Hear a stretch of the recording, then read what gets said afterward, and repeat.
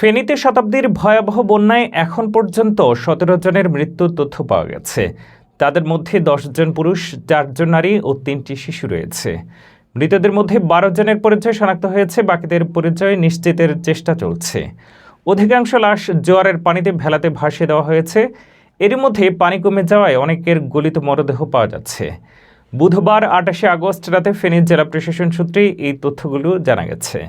স্থানীয় অন্য কয়েকটি সূত্র বলছে, বন্যায় মৃতের সংখ্যা আরও বাড়তে পারে। জেলার বিভিন্ন স্থানে এখনও অনেকেই নিখোঁজ রয়েছেন। মৃতদের মধ্যে যাদের পরিচয় পাওয়া গেছে তারা হলেন পরশুরাম উপজেলার উত্তর ধনিকুণ্ডা এলাকার মৃত আমির হোসেনের ছেলে শাহাবুদ্দিন, একই উপজেলার মির্জানগর ইউনিয়নের মধু গ্রামের দেলোয়ার হোসেন, ফুলগাজী উপজেলার নোয়াপুর গ্রামের শাকিলা আক্তার, উত্তর কোরিয়া গ্রামের বেলালের ছেলে কিরণ, দক্ষিণ শ্রীপুর গ্রামের মিজানুর রহমানের ছেলে রাজু, কিসমত বাসুড়া গ্রামের আবুল খায়ের, লক্ষ্মীপুর গ্রামের সিরাজুল ইসলামের ছেলে সৈয়দ তারেক। এছাড়া ফেনী সদর উপজেলার অজ্ঞাত ২ জন, ছাগলনাই উপজেলার অজ্ঞাত এক নারীর মরদেহ উদ্ধার করা হয়েছে। আর বন্যায় নিহত অপর এক পুরুষ এবং এক হিন্দু নারীর পরিচয় এখনও মেলেনি।